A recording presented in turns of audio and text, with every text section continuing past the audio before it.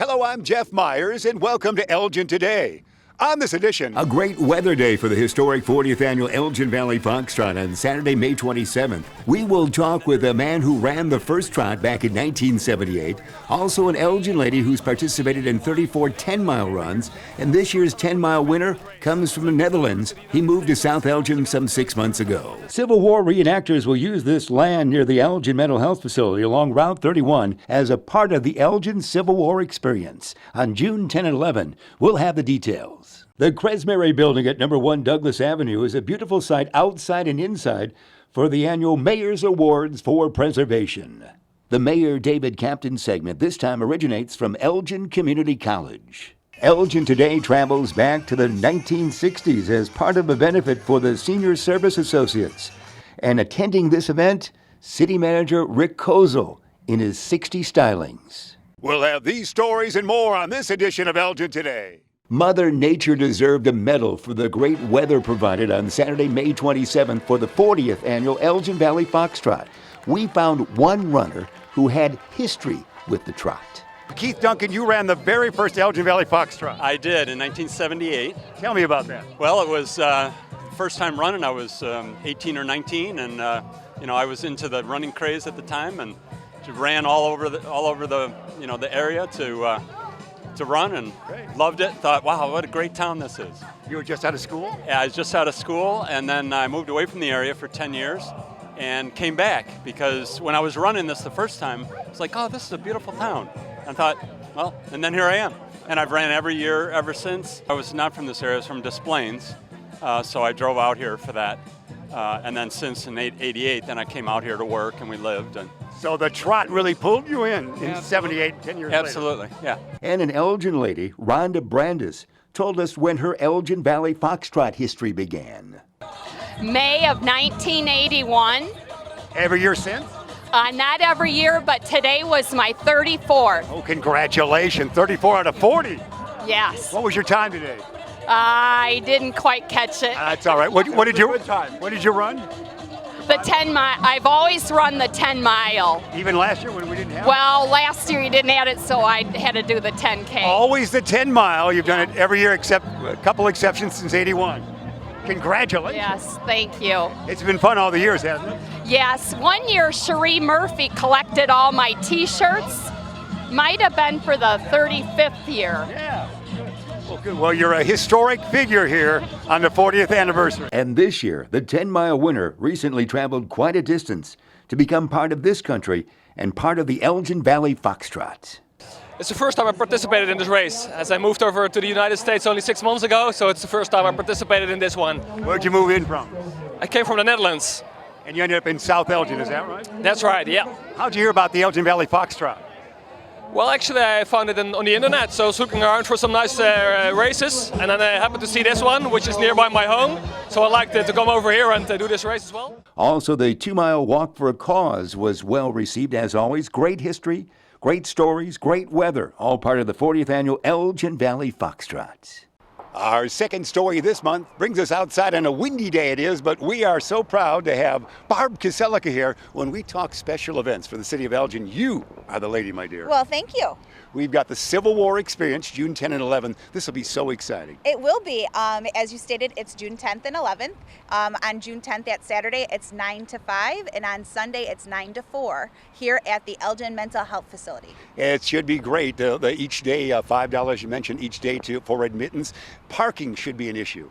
Parking, we have availability at the Elgin Community College. We will have free shuttles going back and forth that will kind of alleviate the traffic that we'll see on 31. So we're encouraging everybody to park there. If you are looking for handicap parking, there is parking on the site. Lot B at ECC, that should be fun. Each day, well, first of all, this was created through a lot of good work for the city, wasn't it?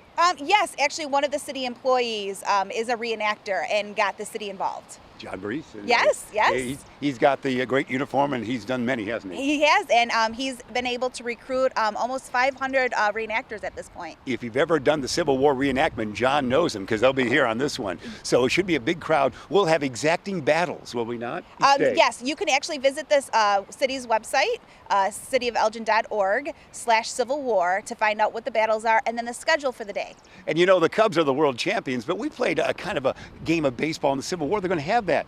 A baseball reenactment, won't they? We are. We're going to do an 1800 baseball reenactment. We're also going to do a fashion show. Wow. We'll have speeches done by past presidents and also some generals. So it's definitely a good idea to go on that website and find out that final schedule. So Abe Lincoln never visited Elgin, but he will this time. Yes, yes, and actually, one of the days Abe Lincoln will be John Steffen. Oh, well, John Steffen. He's the best John Abe Lincoln there is. John Steffen. He's many very times good in the at library. it. Yes. He looks like it. Every time I see him, I think of only Abe. Yeah, he's going to start growing the beard. So if you see him around town. This should be incredible fun for Elgin. The whole area is excited from Rockford on.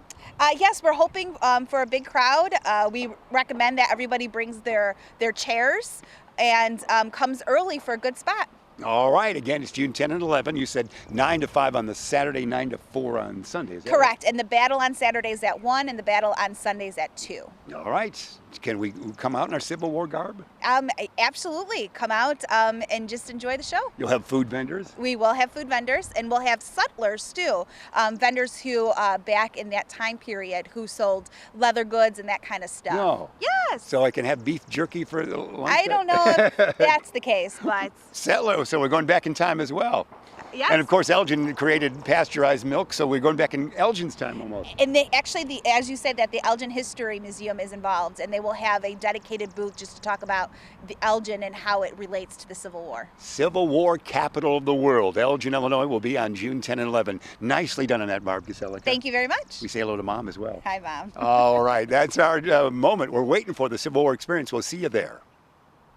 Next, as part of Preservation Month, this beautiful building at 1 Douglas Avenue was the site for this year's Elgin Heritage Commission and the Mayor's Awards for Preservation. Let's talk with a couple of winners for the Mayor's Awards on this night, including Mr. Ken Goff, who won for his educational programs involving the war between the states. I've been working with the Elgin History Museum, and for about the past 30 years I've been involved in researching Elgin's history in the Civil War. It started with a letter I read from a woman named Wealthy Alexander describing the night of April 23, 1861, when then Mayor of Elgin launched an assault on Geneva to steal 90 muskets that they had in storage in the courthouse. Wow. That's a great story. It's an excellent story, and one that very few people know anything about. Since that time, I've researched approximately 3,000 people that have lived in Elgin that were involved in the Civil War in some capacity. That involves 3,000 loyal Union men, a couple dozen women, and 2 Confederates. With that in mind, we're the Civil War capital in June. Civil War experience on June 10 and 11 comes to Elgin. How are you involved in that? I'll be running a booth for the museum at the event. I will not be in uniform. I'll be telling stories similar to the one I just told you. I've got about 50 stories lined up for people to come through and enjoy. Also an award to a lady, Jennifer Fukala, known for her contributions to the Near West neighborhood. I'm extremely honored to have been recognized tonight.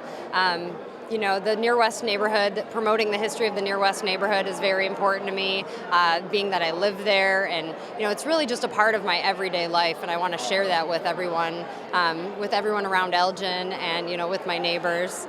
And the Nancy Kimball Cobblestone House in particular is something that's very near and dear to my heart. I call it my other house. You know, I live right down the street from it, and for so many years just to pursue that project and not, you know, have it go anywhere until it finally did when I partnered with the Historic Society and City Council approved the project. And now, you know, this building is being restored, and it's the logo for Preservation Month, which I could not be more honored about. That's great. And last year when we saw you there, what a workout that was. It's a great historic place, but you guys were working.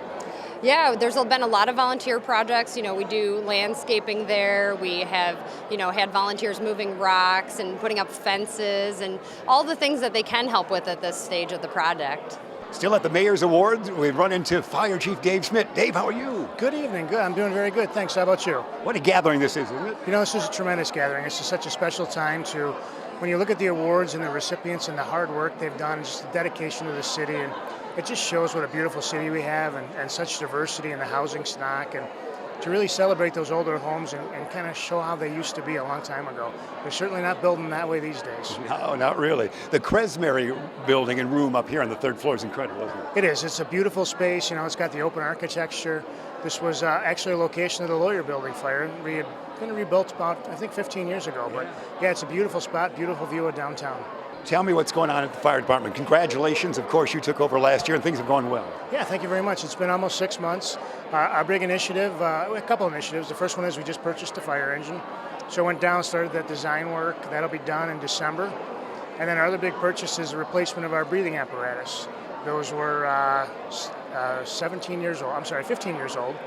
And so every once in a while we have to replace the apparatus, get new technology, new advancements.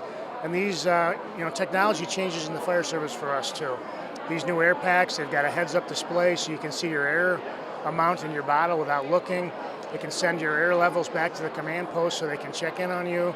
Technology's soon coming where they'll be able to see us in a building, and it just continues to evolve. They're making them lighter, adjustable waist strap to kind of take care of the weight thing, because it is still about 40 pounds we're wearing, but it's just truly amazing how they've utilized technology to make it better for us. Let's take a look at a recent, very colorful event for Senior Services Associates, which showcased a lot of familiar faces in 1960s garb. Hi, I'm Betty Shaneholtz, and I'm the Executive Director of Senior Services. And here we are, feeling groovy tonight. Don't I look groovy?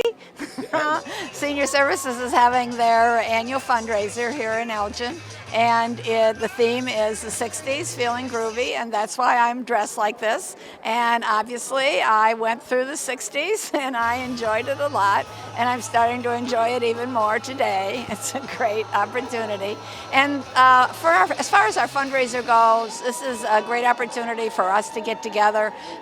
We have a lot of people who are here every year, a lot of friends. It's obviously meant to raise money, but it's also an opportunity to meet friends and have a good time, and in the end, everybody serves. Seniors, the money we raise goes towards all of our programs, and I can't thank everybody enough for being here. We're so delighted you were here. My gosh, it looks like you had a fun time tonight. I did, Jeff. Senior Services Associates has been such an integral part of the community for such a long time. In being able to participate in the event this evening, see Sherry Ashenbrenner put to work all of the efforts that she puts in for the city's police department on a regular basis, I can't think of a better way to spend a Friday night. It was fantastic. And Sherry was shared tonight. She wowed the crowd. She blew them away, and there's a part of Sherry that I didn't know exist, and I think from here on going forward, it is going to be Cher Ashenbrenner. But actually, we don't even need the last name. It's just Cher from here on out. It worked for one, it can work for another.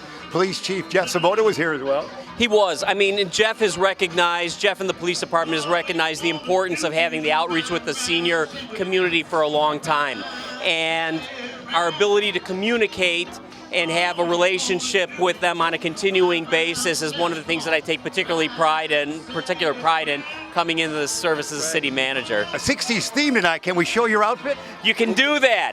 What's kind of sad though, Jeff, is I think I wore this to work on a Friday about 3 weeks ago. So we'll find a way to make it happen. Well, you know, when you don't get the wash done, you know how that works.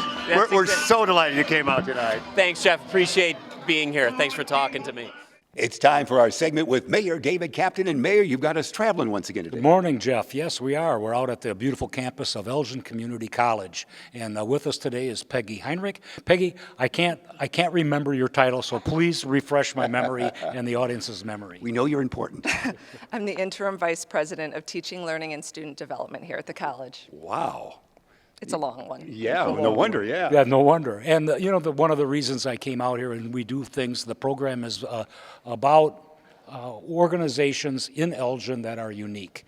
And Elgin Community College is not only unique in our area, it's unique in the United States. And you just received some national awards the last couple of years. Could you explain those to us and tell us what they were about? Sure.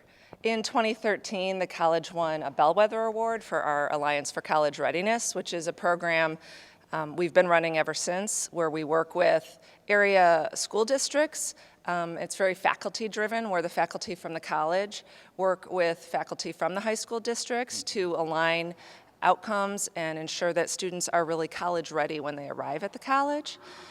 We also won an ACT Exemplar Award in 2015 for our college readiness work, and more recently we were a finalist for a Bellwether Award in relation to our ICAPS program, which is a career program really geared toward underprepared adults in technical programs. Are we not the finest community college around? I think we have, certainly in Illinois. I don't think there's any question. And I think that, we've, Elgin Community College has been involved with Dr. Sam and I have been working with a group called the Alignment Collaborative, and part of that is to direct students from school district U46, even beginning at an age of, not at 17 or 18, but at 15, and have them become ready when they're ready to graduate from high school and offer options for them. Places that they can go, classes they can take, and maybe a career choice. And ECC is great for that and offers career choices for people that are young people and for people coming back. And Peggy, can you explain a little bit about some of the programs that are here and available for people that want to be retrained and learn new jobs? Sure. One of the things we specialize in here at ECC are our certificate programs in career technical education. So I think it's important for people to know that they can come and receive retraining in complete certificates within a short term, one semester, many programs under 1 year, some longer, and they're all offered in a stackable format, so you can come and accomplish one certificate and gain some employability skills, and that would lead to employment, maybe get that first job, and then continue on, take more courses, get that next certificate, all building up to an associate's degree.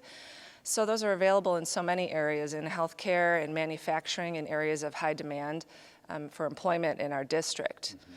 We also offer many offerings in our continuing ed and non-credit programming that are even more short-term, very flexible offerings, as well as many services for returning adults and youth in our area who are either retraining or unemployed. We have free unemployment services for the district. We have an AARP grant for individuals who are 50 or over. There you go, Mayor. Back to school, Mayor. Including Job Club and career readiness activities, a career coach, free computer workshops, those sorts of things. Your healthcare, we've talked with many folks who just love the healthcare ability here, don't you? Yes, and I've been out for a couple, I've been in a couple of the classrooms out here. One was the welding class, and I enjoyed that. Recently? Within the last couple of years. Wow. And I was just out last fall with the physical therapy, because I was undergoing physical therapy. You had an injury, it was quite cute. Yeah, it kind of worked out, and they had me come out and talk to the students. And I think the thing that impressed me is that there were people there, young people there at the age of 20, all the way up into their 40s, and coming back to learn a new career, or maybe it was time for a career change for them, or maybe polish. Maybe they're advancing what they did. And I think that both of those professions are very much in need in Elgin, in my experience. And I told them, the people in the physical therapy, you have people my age. I said, we don't get any smarter as you get older, and we still do stupid things. I said, so there's great need for physical therapists and putting people back, and they did great work for me, and I very much appreciate that. So I think that Elgin Community College offers a lot in very much different. Maybe you can give us 4 or 5 more examples of different types of programs that are here. Sure. Many of our areas are in high demand in terms of employment in the area, particularly our truck driving program, our massage therapy program, and other programs, our computer numerical control program, other opportunities in manufacturing fields and healthcare. And in many cases, we have to encourage students to, try to stay the course, finish that year-long program, because in many of the areas, employers are trying to nab them up in the middle of the program, getting some of those baseline skills. That they're in such need of qualified employees right now in some of these occupational areas that they're ready to take people even partway through the program. But we also are committed to continuing to build those skills Kind of like the NBA rating them. Leave school early and join us. You're in such demand. Your truck driving department has been well known for eons, hasn't it? A long time. And, there was a recent article in a local newspaper a month or so ago about the need, and there's actually more demand for employers or for employees than you would think. And there are jobs out there that are not being filled. And people we need to kind of direct them into those jobs and help them. And I think that Elgin Community College, you offer counseling services for people that maybe want a career change, what best fits for you. Do you do those kind of things as well? Mm-hmm. And one of the things we try to do is study the labor market demand in our area and gear programs to prepare people to fill those jobs, especially, well, nationwide, but in Illinois and in our district. There's a trend, as you mentioned, where those middle skill jobs are on the rise. Those jobs that used to be, factory work or entry level are going away. And more jobs increasingly require some level of college, but not necessarily a 4-year degree. So we need to tap into our adults in the community who need to return to school, receive retraining, and fill those positions because we don't have enough younger students coming up the pipeline to meet those labor market demands as well. And nationwide, there's a concern because of the people my age. The baby boomers are retiring, and they're not being able to fill those jobs. And there's a shift. We're seeing shifts in manufacturing, and there's retraining for people. High-tech, some of the things have become more high-tech, like CAD/CAM and some computer skills. But I think that Elgin Community College offers that doorway into these jobs. And Peggy, you're housed here in Building E, are you not? I'm actually over in Building B. I knew it. But I can be in Building E. Wherever you want, you'll appear. Well, that's why you're flexible. That's true. Well, we appreciate that. Mayor, we're down to about 30 seconds. I think that, and Peggy, maybe we should really touch on registration is ongoing and for the fall term for people, and it's time to, if you need some help and you want to look for a new job, now's the time to come out to Elgin Community College and have a conversation. That's right. You can go to www.elgin.edu, call one of our advisors, come in and meet with them and talk about how to prepare for your future education. Signing up. Computer work, Mayor? Can we do computer work? We can do anything. And our thanks to Dr. Sam. Did you see the Spartan cap he wore on April 4th when the runner-up basketball team had a big celebration? He's walking around with his homemade Spartan cap. Yeah, I saw that. We're trying to keep him here and not let him get on the team. Well, he's got eligibility. He says he's playing next year. Yeah, he might be. There's some pictures of him in basketball. It was great. And the baseball team was great as well. Mayor, thanks a lot. Jeff, thanks a lot. We'll see you next month. Peggy, thanks for your hospitality. Thank you very much. That's our segment with Mayor David Kaptain. Just across the street from the Salvation Army, at the corner of Douglas Avenue and Ann Street, is the beautiful Northeast Neighborhood Association's Butterfly Garden. On a recent Sunday, Elgin Today paid a visit to the garden as we hear from Nina's Carrie Kelly about this beautiful place. Oh, this morning we have all kinds of things popping up in the garden, including volunteers. We're here for the pollinators today. Those would be the monarchs, the butterflies, the bees, and everything we plant usually has some component that will help the pollinators. Today we're selling milkweed. Most people know that monarchs are reliant on milkweed, so we're really trying to promote that. This was an abandoned lot, and the city didn't have a use for it, and gave it to Nina as long as we had a purpose, and our purpose was a butterfly garden. We have since, in 2 phases, expanded into this beautiful butterfly garden that is really manned by volunteers with a lot of help from the city. The city's been wonderful to work with on this. Hey, so here at the Butterfly Garden, we're always looking for volunteers. And on the first Sunday of every month from 8 to noon, you can just show up with your garden gloves, bring a trowel, our little shovel, and help us out. We'd be glad to see you and answer any questions you have too. A reminder, the Lords Park Farm Zoo is now open during this month of June through August 11th from 11 a.m. to 3 p.m. It's great fun for the whole family. Now on Saturday, May 13th at Lords Park and near the Bison Pen, it was time for Elgin Mayor David Kaptain to officially announce the name of the new bison that arrived last November. You know, when this whole project, the farm zoo, the bison pens, the adding a bison, came to the city council for discussion, one of the things kept going back, and as government, we always do the same thing. We go back to the bottom line, and what's it going to cost? And my comment then was, it's the same today. We've got all these young people here the memories that they carry home are priceless. So the dollars fade away over time. I remember being here with my father 65 years ago. Remember days that we spent out here, and I remember going up on that hill back there. Where am I at? Back this way, and looking in the snake pit for an hour, looking for a snake that was not there. But that's what memories are about. And today we're going to name the new bison. She's down there in the, just below the hill. And instead of bison number 67, the new name is Dakota.